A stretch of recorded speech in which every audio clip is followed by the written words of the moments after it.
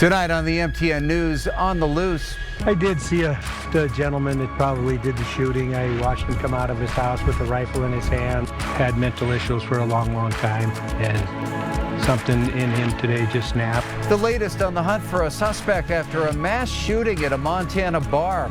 Also, practice makes perfect. We're out here, there's going to be sirens and things going on, but it's specifically for training. Billings officers training for whatever they might face and overcoming and achieving. If that's what you want to attain, it's going to take a lot of work, and you can't wait until high school. One of Billings' most highly touted football recruits talks about his journey to college football's top level. The MTN News starts right now. From Montana's news leader, this is the MTN 530 News. Good evening and thanks for joining us on your Friday. I'm Russ Riesinger. Tonight, law enforcement across Montana are on the lookout for the suspect in a mass shooting that happened this morning at a small bar in Anaconda. 4 people are confirmed dead after that shooting, which happened around 10:30 at the Al Bar on East 3rd Street. The suspect was identified as 45-year-old Michael Brown of Anaconda, was last seen driving a 2007 Ford F-150 pickup. He's believed to be armed and dangerous. MTN's John Amy has more. The man suspected in a mass shooting at an Anaconda bar Friday morning was identified by law enforcement as Michael Brown. I spoke to a person who was familiar with the suspect, who said he was a regular at some of the local bars in this neighborhood and said he had a reputation of being a little bit off. I was like, if it's the Mike Brown I know, doesn't surprise me. Mike Gossett said the suspect at first glance appeared normal, but once you started talking to him, he said some strange things. He talked some pretty crazy stuff, Illuminati crazy stuff. Kind of mentioned, I think, that he can't have the CIA knowing where he's at, and always claimed the CIA, if they knew he was here, that they would come get him. But we all just thought he was just kind of nuts. Despite the paranoid talk, Gossett never suspected the suspect would do something like this. I mean, he never talked about doing something like this, so you can't really, there wasn't a red flag enough to, in my opinion, that would warrant, we should have got him off the streets before it happened. Many locals are shocked that Anaconda is now the victim of a mass shooting. Well, is what I think about it is the whole country's going goofy. Yeah. The whole country. Too many people moved in from other areas. It wasn't this bad 10 years ago. Law enforcement never knows what dangers each day could bring. One reason why training is such an important part of the job. Our Vanessa Willardson was able to see some of that training firsthand today as Billings police officers make sure they're always ready for whatever the situation might bring.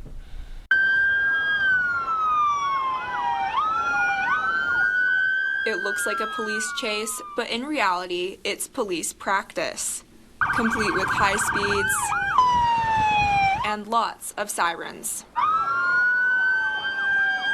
It's all part of a week-long training for Billings police officers, which Sergeant Jeff Stovall says happens every other year. We just want to ease that to everybody and let them know that we're out here. There's going to be sirens and things going on, but it's specifically for training. The training is called PVOC, or Patrol Vehicle Operations Course, which teaches officers how to pursue a suspect's vehicle safely.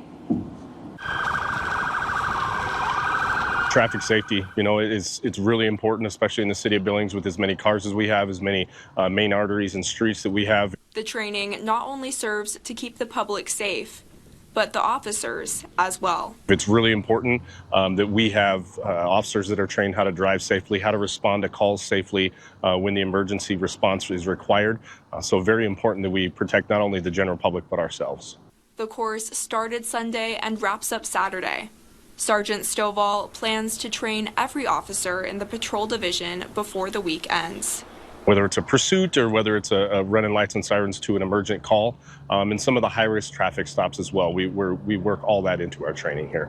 In Billings, Vanessa Willardson, MTN News. A grand jury is being convened to decide whether or not a Wyoming man should face felony animal cruelty charges. That after Cody Roberts posted these videos in February of 2024 after capturing a wolf and bringing it into a town bar. It was later learned that Roberts had struck the animal with a snowmobile, then taped the injured animal's mouth shut before bringing it in public. Roberts was then cited and fined by state wildlife officials for illegal possession of wildlife, which is a misdemeanor. However, critics felt like those charges should have been more severe, following global outrage and even a tourism boycott of Wyoming. Now, with the grand jury convening, Roberts could face stiffer charges when a decision is announced later this month.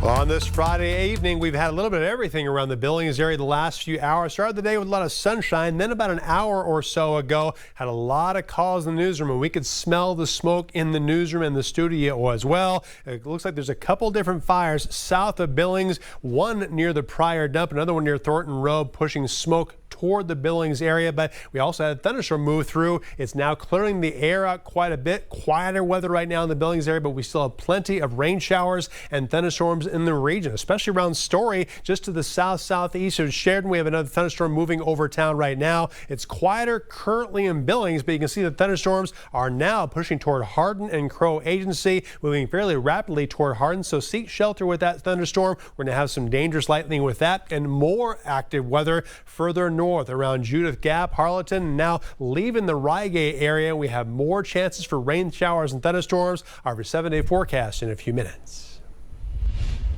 Hail always seems to be a threat in the heat of Montana's summers. Our area seeing more damage just this past week from hailstorms. Tonight, David J. has some good advice to avoid roofing scams if you ever find yourself in need of repairs. We can see piles of granule loss, which is of course going to be the asphalt that lays on your shingle. When it's dumped all over the ground around your home, that means that you got hit pretty good. John Maxwell is an exterior specialist with Great White Construction and has inspected the roof and consulted with the homeowner. The roofs up here are going to be full total replacements. They are total loss on the roofs. That's just mainly from, we're going to take a look at certain sections of the roof. And if there's a certain amount of hits within those sections, that means that the damage is going to be everywhere. Several homes in this neighborhood have been damaged. This home also has quite a bit of roofing damage and some also on the side. And the roofing experts tell us that it's quite important to make sure you have somebody you trust to tell you what kind of damage you have. Just don't jump into anything too quick. There's a lot of smooth talkers out there. Jason Harrington owns Taurus Works Construction. He says damage from the last two storms have kept roofers busy, but still they're able to keep up with the work.